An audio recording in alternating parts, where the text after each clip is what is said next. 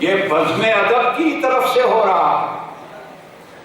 ادب گوہیست زیر آسمان از عرش نازکتر، نفس گم کرتا می آید جنید و بایزیدی جا.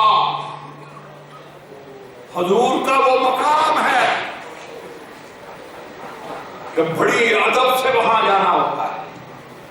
ادب گوہیست زیر آسمان از عرش نازکتر، نفس گم کرتا می آید جنید و بایزیدی جا. با خدا دیوانہ واش ہو، با محمد ہوشیار.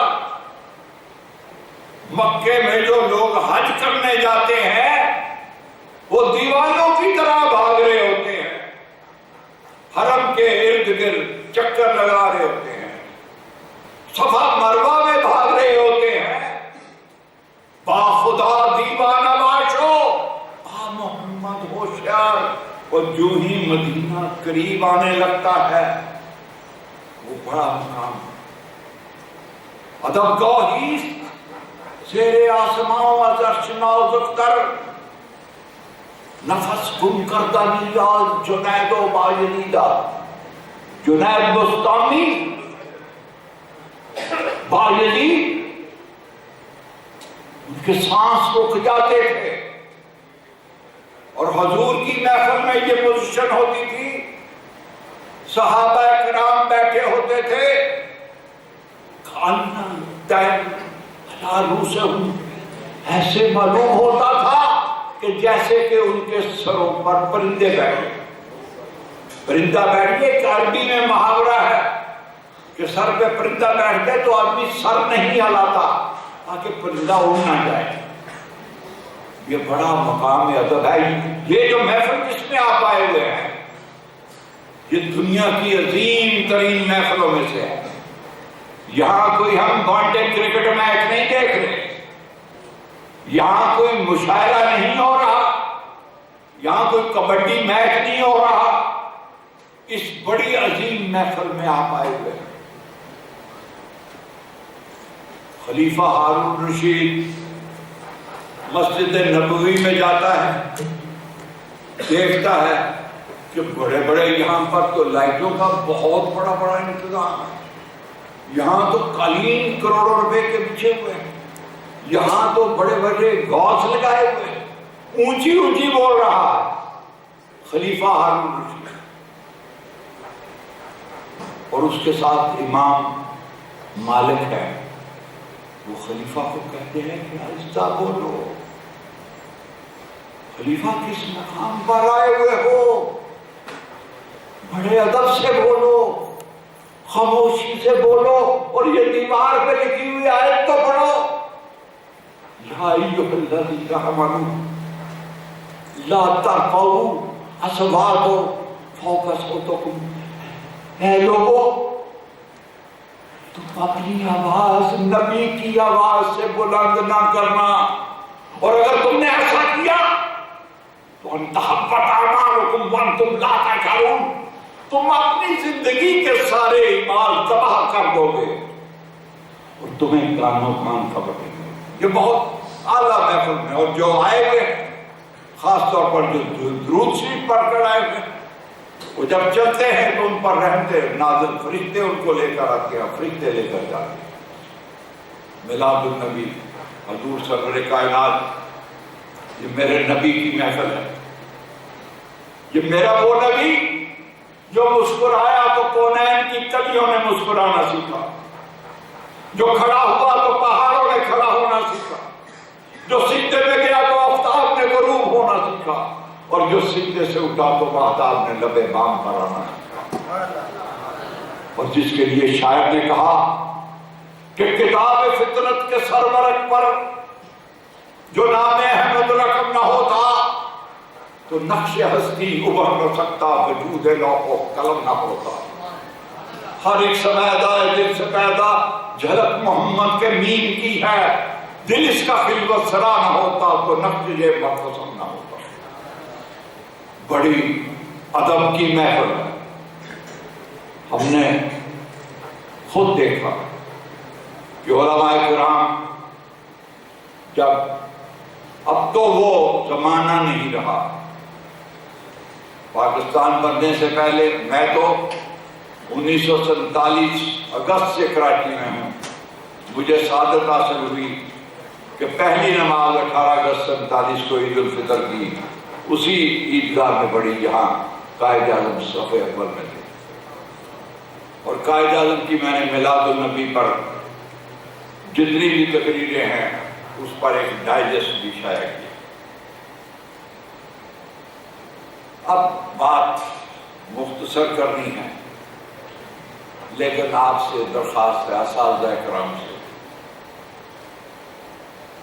طلباء سے، طالبات سے، کہ ذرا آپ اپنی قوت سماعت کو میری قوت گفتار کا ساتھ دیتے چلے جائیں، تو جو بات گھنٹوں میں کہی جا سکتی ہے وہ چند لمحات میں کوشش کروں گا کہ آپ تک منتقل ہو۔ پہلی بات تو یہ ہے کہ جناب حضرت عائشہ صدیقہ رضی اللہ عنہ سے پوچھا حضور کے خلق کے بارے میں کہ ما کان خلقہ، کہ حضور کا خلق کیا ہے، ان کی سیرت کیا ہے، ان کا کردار کیا ہے۔ تو جناب نے فرمایا ما کان خلقہ القرآن، ان کا خلق، ان کی سیرت، ان کا کردار قرآن ہے، اور اسی قرآن میں یہ بھی لکھا ہوا ہے کہ لا رتب ولا یابس الا بالکتاب المبین، یہ وہ کتاب ہے کہ جس میں بحر و بر کا کوئی ایسا علم نہیں جو نہ ہو۔ پہلی بات تو یہ ہے کہ طلباء بیٹھے ہوئے ہیں، طالبات بیٹھے ہوئے ہیں، آپ ہسٹری آف دی ورلڈ پڑھیں تو آپ دیکھیں گے کہ اللہ تعالیٰ نے جوں ڈیولپمنٹ، ترقی انسانی ہوتی رہی، پتھروں کا زمانہ آیا، لوہے کا زمانہ آیا، نباتات کا، جمادات کا، حیوانات کا زمانہ، اور آج تو ٹیکنالوجی کا زمانہ ہے۔ اور ٹیکنالوجی، سپوٹنک جا رہے ہیں، ہوا میں جا رہے ہیں، فضا میں جا رہے ہیں، چاند کی تلاش ہو رہی ہے۔ یہ کنسیپٹ کہاں سے آیا؟ یہ کنسیپٹ جب تک نہ ہو اس پر ایکشن نہیں ہوتا۔ یہ معراج النبی سے ہے کہ یہ ضیاء جس سے صراط کہکشاں معمور ہے، صاحب معراج کی گرد سفر کا نور ہے، اور اوج انسان کی ترقی کا یہ تنہا واسطہ، یہ تنہا راستہ ہے، نقش پائے ہادی کامل سے یہ راستہ۔ یہ کنسیپٹ ٹیکنالوجی کا جو ایڈوانس ٹیکنالوجی کا گیا، اور آج چاند کی تلاش ہو رہی ہے، یہ کنسیپٹ معراج النبی سے لیا گیا۔ میں یہ عرض کر رہا تھا کہ جوں ڈیولپمنٹ ہوتی رہی، نباتات کا، جمادات کا، جمادات کا، نباتات کا، حیوانات کا، ہر انسانی معاشرے کا، یہ 4 دور میں تاریخ ہے۔ زبور اتری حضرت داؤد پر، اور اس کے بعد حضرت موسیٰ پر کتاب آئی، پھر حضرت عیسیٰ پر انجیل آئی، پھر حضور سرور کائنات پر قرآن مجید آیا، اور یہ آخری کتاب ہے۔ اور یہ وہ کتاب ہے جس میں اللہ نے چیلنج کر دیا کہ ذالک الکتاب لا ریب فیہ، یہ وہ شک، یہ وہ کتاب ہے جس میں کسی شک اور شبہ کی بات نہیں، اور اگر ایسی بات ہے تو فَأْتُوا بِسُورَةٍ مِّن مِثْلِهِ، اس کی مثل ایک صورت تو لا کر دے، چیلنج ہے۔ اور آج تک اس چیلنج کو کسی نے قبول نہیں کیا۔ الحمدللہ 9/11 کے بعد یہ تو ٹھیک ہے کہ عالم اسلام پر بڑی اس وقت تباہی آئی ہے، لیکن امریکہ میں اور یورپ میں کیا ہو رہا ہے؟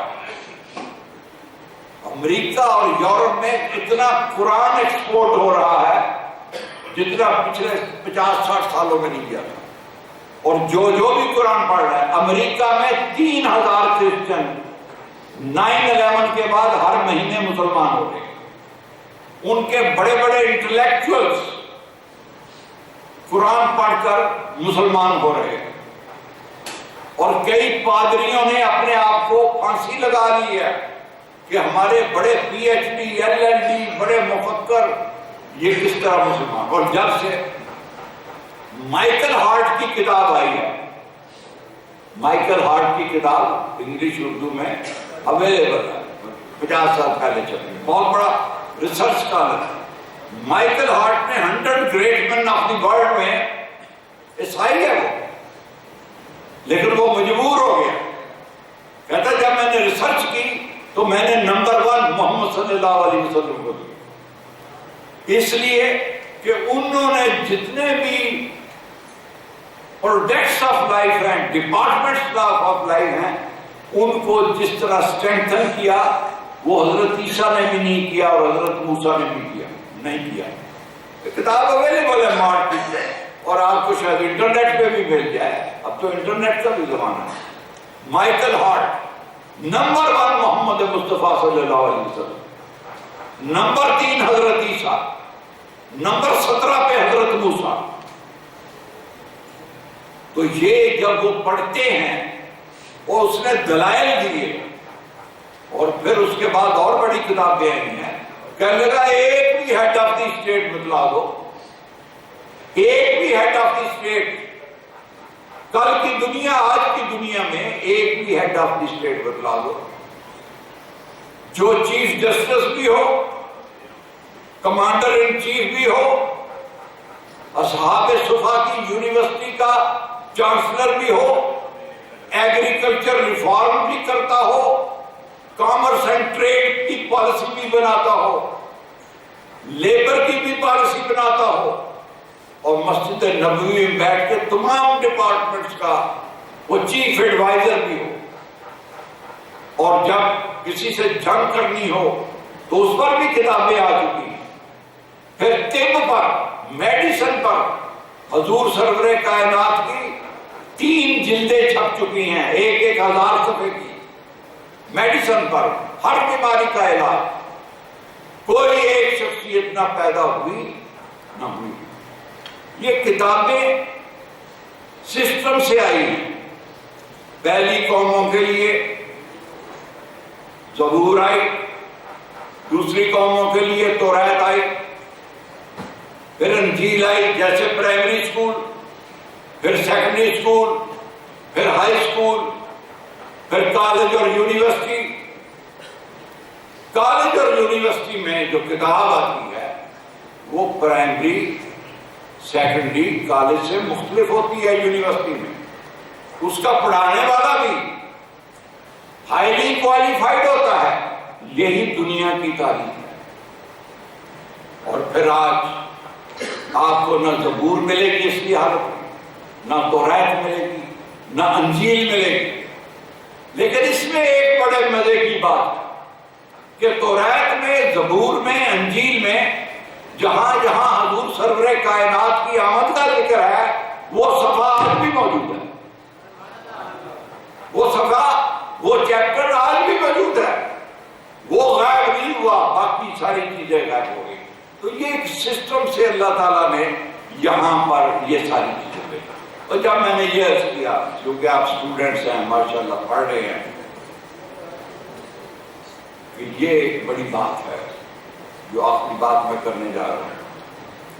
میں نے عرض کیا، قرآن نے فرمایا لا رتب ولا یابس الا فی الکتاب مبین، بحر و بر کا کوئی ایسا علم نہیں جو اس کتاب میں نہ ہو۔ تو آج کا نوجوان، آج کا ایک بہت بڑا ریسرچ اسکالر یہ پوچھتا ہے کہ اگر یہ ایسی بات ہے، یہ جب قرآن چیلنج کرتا ہے کہ لا رتب ولا یابس الا فی الکتاب مبین، بحر و بر کا کوئی ایسا علم نہیں جو اس کتاب میں نہ ہو، تو کوئی دلیل ہے آپ کے پاس؟ آج سے 600-700 سال پہلے، آج لوگ ہارورڈ یونیورسٹی میں جاتے ہیں، تاریخ اٹھا کر سائنس کی پڑھیں. آپ جب تاریخ سائنس کی پڑھیں گے تو قرطبہ اور اسپین میں یہودی عیسائی جاتے تھے, وہاں سے ڈپلومہ اور ڈگریاں لیتے تھے, اور پھر انہوں نے دیکھا. اور آج بھی تاریخ جو منافق ہے ان کی تو میں بات نہیں کرتا, لیکن جو انڈیپینڈنٹ ریسرچ اسکالر ہیں دنیا کے, جیسے گریفالٹ ہے, میرے پاس بڑے نام ہے فرانس کا, اس نے کہا یورپ تاریکی میں ڈوبا ہوا تھا, یہ تو مسلمان سائنسدان تھے جنہوں نے ہمیں روشنی عطا کی. اب وہ کون کون سے سائنسدان تھے؟ جابر بن حیان اٹھا کے دیکھ لو, انٹرنیٹ پہ چلے جاؤ, کیمسٹری کا باپ کہلاتا ہے, کیمیا کا باپ کہلاتا ہے. ابن بیطار نکال لو, ابن بیطار باٹنی کا باپ کہلاتا ہے. ادریسی نکال لو, جغرافیہ جس نے ساری دنیا کا بنایا وہ ادریسی نام آج بھی موجود ہے. میڈیسن اور اس کے سرجری کے اوزار بنانے والا نام ابن سینا آج بھی تاریخ میں موجود ہے.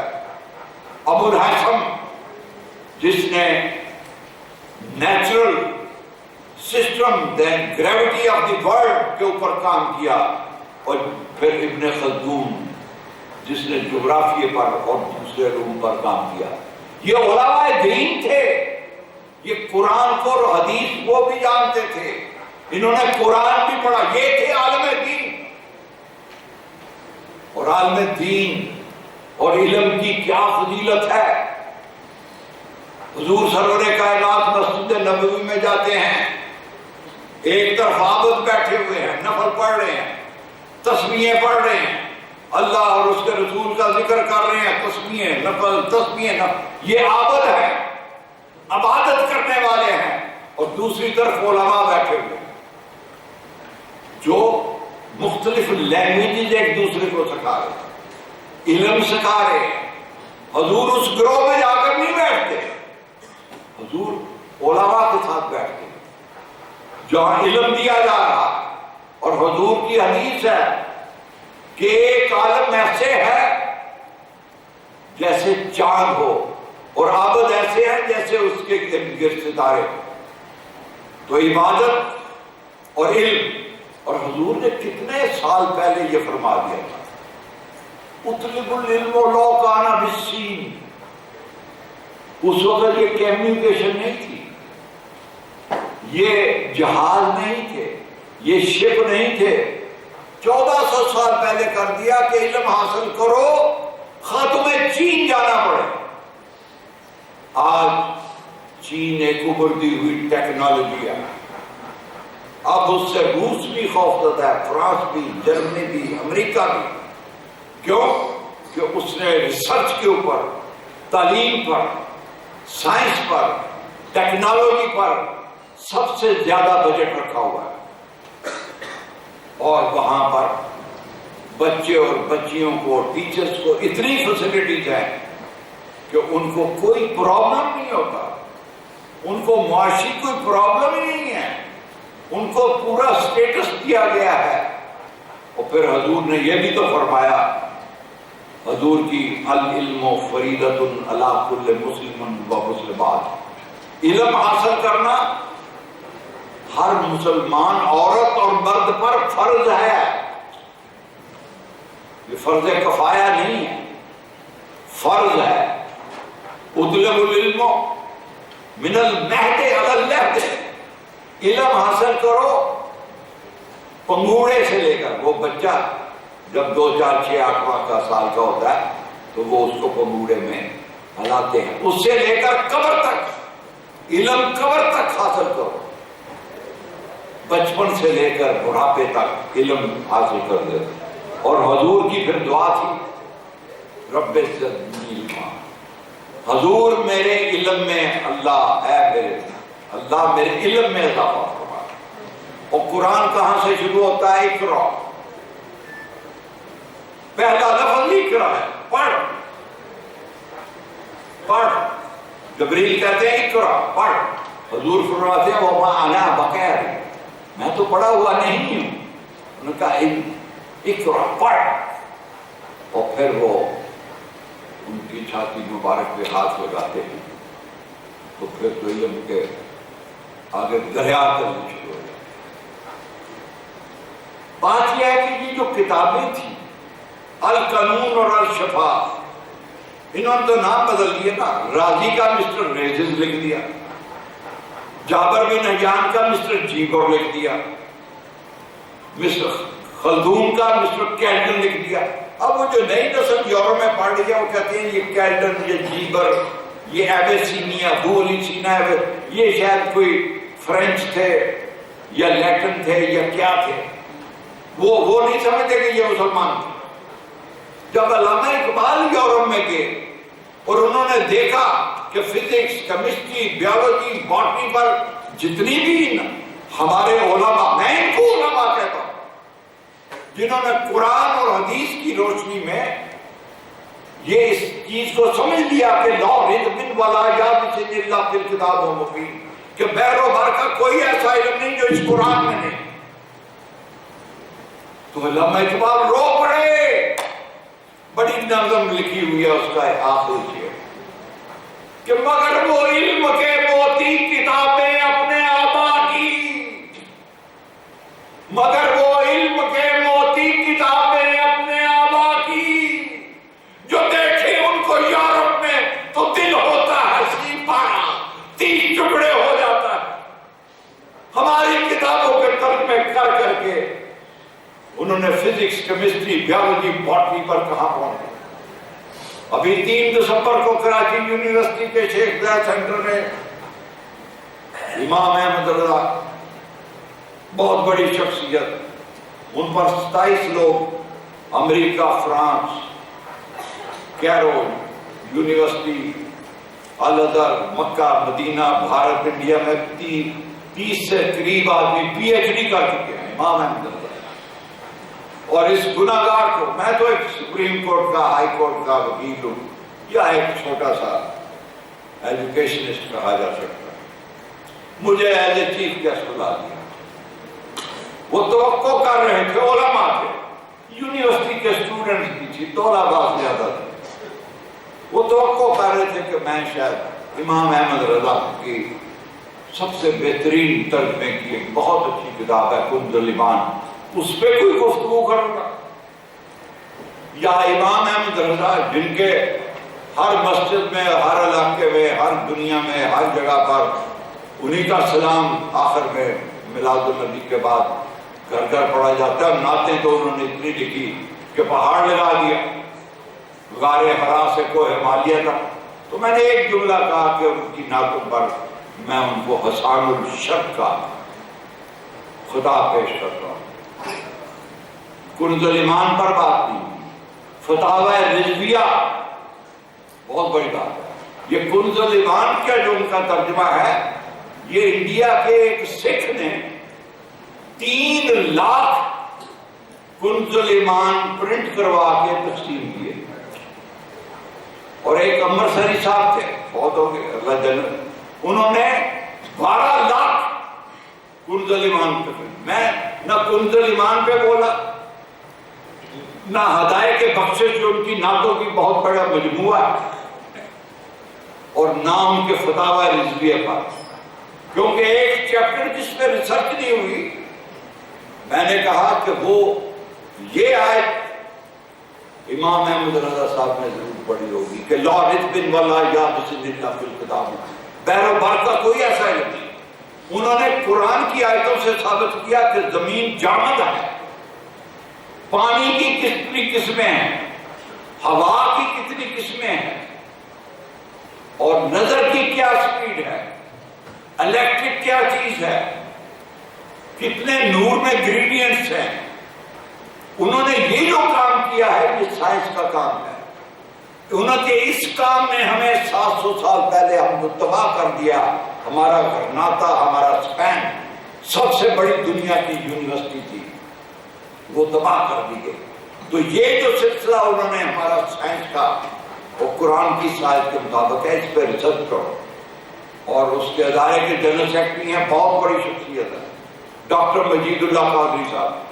ان کو میں نے پرنٹڈ قرآن کی 1000 آیات پیش کی مولانا حضرت نعیمی صاحب کے ہاتھوں۔ میں نے کہا آپ ان کو پڑھیں، 1000 سلیکٹڈ آیات، اس میں آپ کو فزکس ملے گی، کیمسٹری ملے گی، بیالوجی ملے گی، باٹنی ملے گی، سائنس ملے گی، ٹیکنالوجی ملے گی۔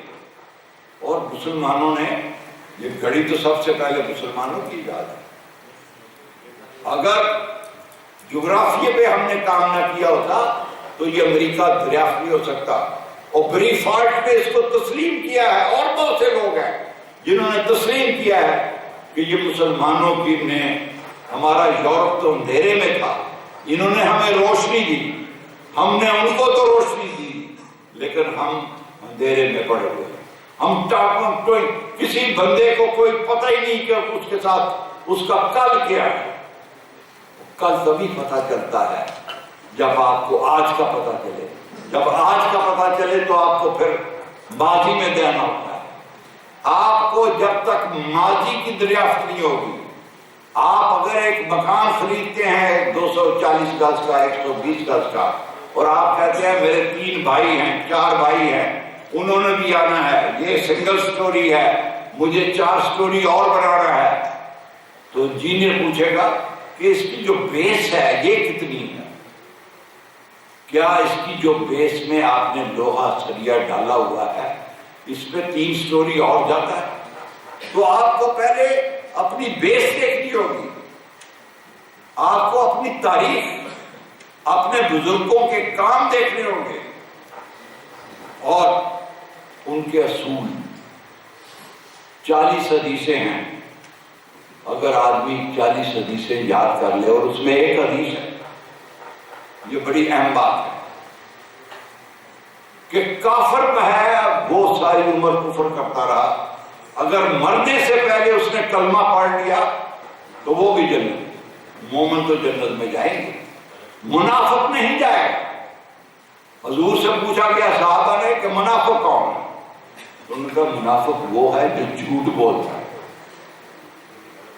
جو جھوٹ بولتا ہے، جو وعدہ کر کے پورا نہیں کرتا،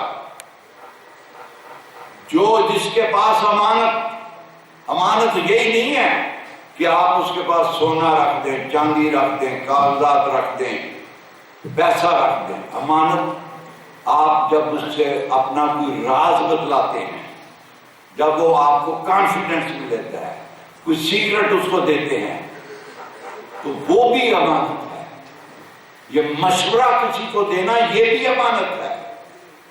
تو یہ منافقین جو ہیں یہ کبھی جنت میں نہیں جا سکتے۔ 3 باتیں اصولی: جھوٹ نہیں بولنا، وعدہ کر کے اسے منکر نہیں ہونا، اس کو پورا کرنا، علیحدہ تو دینا، وعدہ کر دو جاتا ہے، اور پھر جو سب سے بڑی چیز ہے امانت۔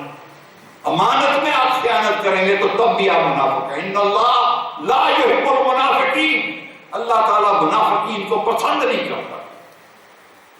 یہ چھوٹی چھوٹی باتیں ہیں۔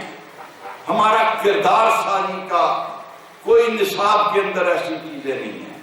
بچوں کو لگا دیا A1 grade, A grade, 90%، 80%، Dow medical college میں داخلہ کتنے % ہونے چاہیے، لیکن بعض سے بچے، میرے اپنے 12-13 اسکول تھے، بہت بچے پڑھتے تھے، بہت ٹیچر تھے، نیشنلائز ہو گئے 72 میں، میں نے فریسکو کی مٹھائی بانٹ دی، لیکن میں نے دیکھا تھا کہ بہت سے بچے، ان کا نالج A1 گریڈ والوں سے زیادہ ہوتا ہے، لیکن وہ گریڈ کے چکر میں وہ پورے نہیں کرتے، نالج زیادہ ہوتا ہے۔ تو نالج کی کوئی اپریسیشن نہیں۔ نالج کی اپریسیشن کیسے ہوگی؟ کہ جب آپ بچوں کو لیب پوری دیں گے، لیب پوری ہوگی، ان کی لائبریری پوری ہوگی۔ آج ہماری لائبریریوں کا کیا حال ہے آپ دیکھیں، یہ آخری بات کر رہا ہوں، امریکہ کی نیشنل لائبریری میں 10 کروڑ کتابیں، برطانیہ کی نیشنل لائبریری میں کروڑ کتابیں ہیں. صرف جاپان کے ٹوکیو شہر میں 1000 یونیورسٹی ہیں. پاکستان میں کتنے لوگ پی ایچ ڈی ہیں؟ انڈیا میں کتنے پیدا ہو رہے ہیں؟ آپ ان کے ترشول جو میزائل بناتے ہیں وہ یا پرتھوی میزائل بناتے ہیں، اس کا آپ شہین میزائل سے تو مقابلہ کر سکتے ہیں، لیکن وہ جو 3000 پی ایچ ڈی میزائل تیار کر رہے ہیں اس کا آپ 100-150 سے اور 500 اسلامی دنیا کے اندر 500 یونیورسٹیاں ہیں، ایک یونیورسٹی بھی ہارورڈ کے سٹینڈرڈ کی نہیں ہے. تو جب حضور نے کہا کہ آج چائنا کی ٹیکنالوجی بہت بڑھ گئی ہے، میں کوئی سیاسی بات نہیں کرنا چاہتا، میں نے صرف اتنی ہی بات کی تھی کہ ہمارے سائنسدان بہت بڑے بڑے سائنسدان ہیں، انہوں نے وہی کام کیا جو لا رتبن ولا یابس الا فی الکتاب المبین. اور ایک آخری بات بھی جو آپ نے دیکھا ہوا، وما ارسلناک الا رحمۃ للعالمین، حضور سرور کائنات ساری دنیا کے لیے رحمت ہیں. خواہ وہ نباتات ہیں، جمادات ہیں، حیوانات ہیں، وہ عیسائی ہیں، وہ سکھ ہیں، وہ یہودی ہیں، اور پھر وہ رب العالمین ہیں. اللہ رب العالمین ہے، یہ رحمت للعالمین ہے، وہ بھی سب کا رب ہے. اگر وہ منکر ہو گئے ہیں تو وہ خود نکوچارا بچیں گے.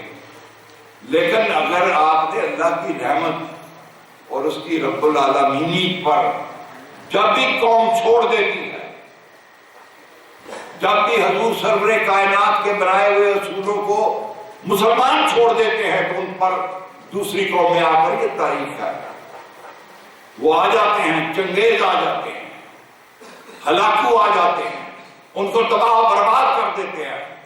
اس لیے کہ حضور سرور کائنات کا تو ایک اسپیسیفک ایک انہوں نے مشن دیا ہوا ہے، انہوں نے گائیڈ لائن آف انسانیت دی ہوئی ہے. آپ کے سر میں درد ہے، آپ نے پیراسیٹامول کھا لی، تھوڑے سی دیر کے لیے آپ کو ٹھیک ہوئی. یہی پیراسیٹامول کوئی یہودی کھائے گا تو پیراسیٹامول نے تو اپنا کام دکھانا ہے نا. عیسائی کھائے گا پیراسیٹامول اپنا کام دکھائے گی، سکھ کھائے گا، یہودی کھائے گا، وہ پیراسیٹامول تو اپنا کام. حضور سرور کائنات کے اصولوں پر جو قومیں عمل کر رہی ہیں وہ آگے بڑھ رہی ہیں. 1946 میں آخری واقعہ بتا کر میں آپ سے اجازت چاہوں گا.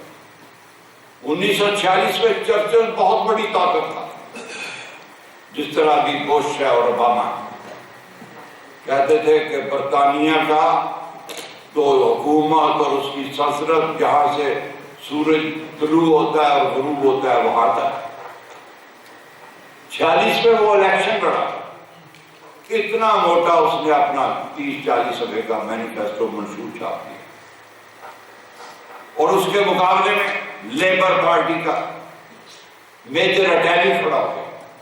اس نے 4 صفحے کا ایک چھوٹا سا منشور بنایا، اوپر لکھا ہوا سوشل جسٹس، کہ جو بچہ پیدا ہوگا اس ملک میں اس کی تعلیم اور ہیلتھ گورنمنٹ کی ذمہ داری ہوگی. 65 سال کا کوئی آدمی، جیسے ہمارے یہاں بوچی ہے گنے کا رس بیچنے والا، جس کی عمر 65 سال کی ہوگی اس کو وظیفہ ملنا شروع ہو جائے گا. بیوہ عورتوں کی لسٹ بنے گی، یتیموں کی لسٹ ملے گی، بے روزگاروں کی لسٹ بنے گی، اور بے روزگاری الاؤنس ہر ہفتے دیا جائے گا. وہ 4 صفحے کا تھا.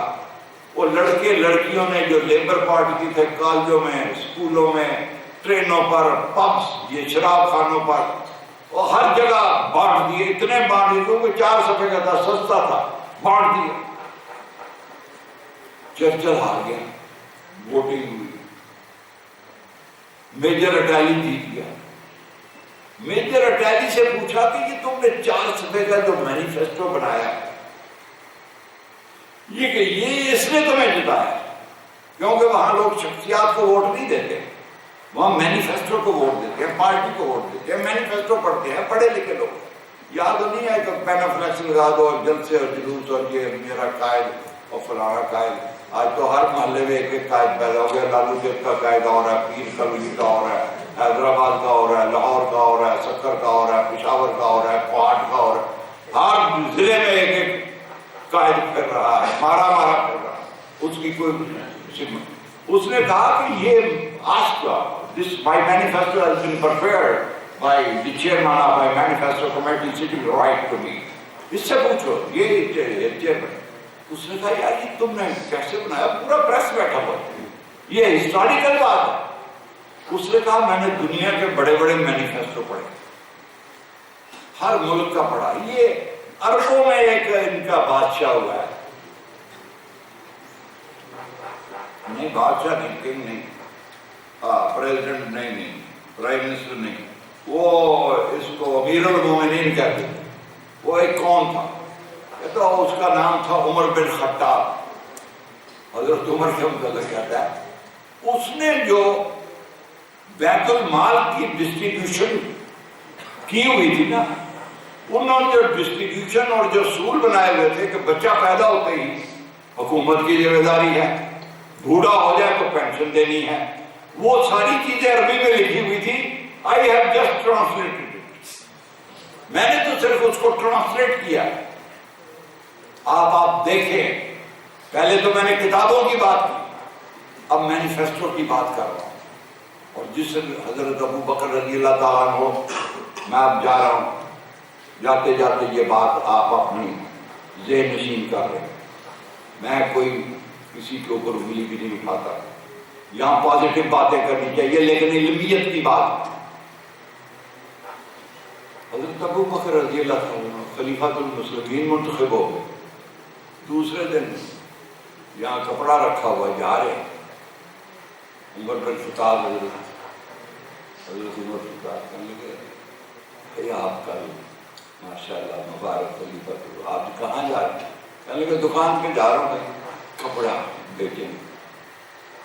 کہنے لگے اچھا, یہ تو آپ کو اب جتنا بھی وظیفہ ہے, آپ کے گھر کے کتنے افراد ہیں, جیسے دوسرے مسلمانوں کو مل رہا ہے, آپ کا وظیفہ لگ جائے گا, آپ تجارت نہیں کر سکتے. یہ اللہ اور اس کے رسول کے حکم کے خلاف. آپ انہوں نے کہا ٹھیک ہے, وظیفہ لگ گیا, گھر کے جتنے فرق.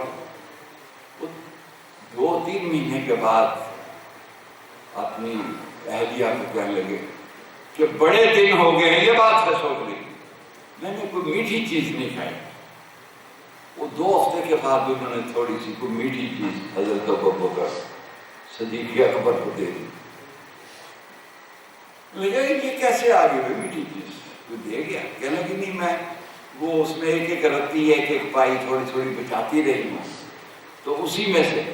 کہنے لگے اچھا, اب اس کا مطلب یہ ہے کہ جو میں وظیفہ ملا ہوا ہے نا وہ زیادہ ہے, تو اس لیے مجھے اب اتنا وظیفہ اپنا کم کرانا پڑے گا.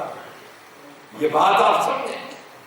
انہوں نے قوم, مسلمان, غریب, فقیر, یہودی, عیسائی, سب کے لیے کام کیا. اور سب سے بڑا چارٹر جو میں نے یہ کتاب دے رہا ہوں اس میں میں نے پیش کیا, کیونکہ جتنی یونیورسٹیوں میں لوگ بچے مجھ سے سوالات کرتے تھے, آخری جو سب سے بڑا پروگرام کیا ڈاکٹر عطاء الرحمان صاحب نے, انہوں نے کہا کہ 200 PhD لڑکے لڑکیاں ہوں گی, سابق وائس چانسلر ہوں گے, ہیڈ آف دی ڈپارٹمنٹ ہوں گے, 20 منٹ آپ گفتگو کریں گے, 40 منٹ ان کے سوالوں کا جواب دیں گے. اس طرح اور کئی یونیورسٹیوں میں, سر سید یونیورسٹی, اردو یونیورسٹی, محمد Ali Jinnah university, Indus university, سر سید کا بڑی ڈبیٹس میں. تو جو بچے سوالات کرتے تھے کہ قائد اعظم سیکولر تھے یا قائد اعظم لبرل موومنٹ, تو میں نے قائد اعظم کے حوالے سے 40-50 تقریروں کا حوالہ دیا کہ قرآن اینڈ سنہ ول بی آور کانسٹیٹیوشن, اس کتاب. اور سب سے بڑا جو انٹرنیشنل چارٹر حضور دے گئے ہیں وہ ہے میثاق مدینہ. تو یہ 5 کتابیں میں اس لیے لایا ہوں.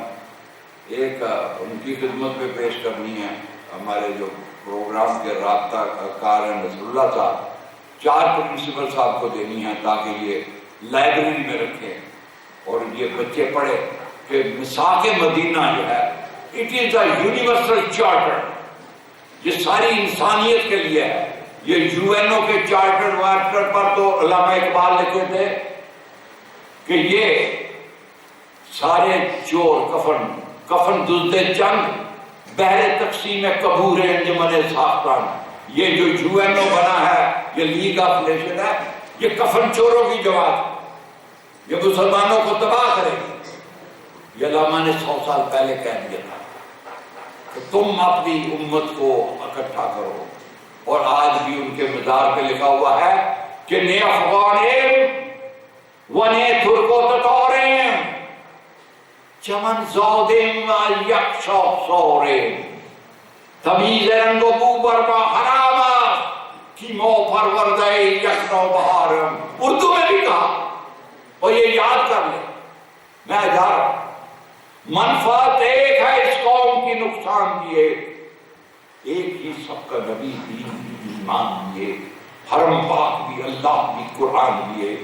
اور کیا بڑی بات کی ہوتے تھے. وما علینا الا البلاغ.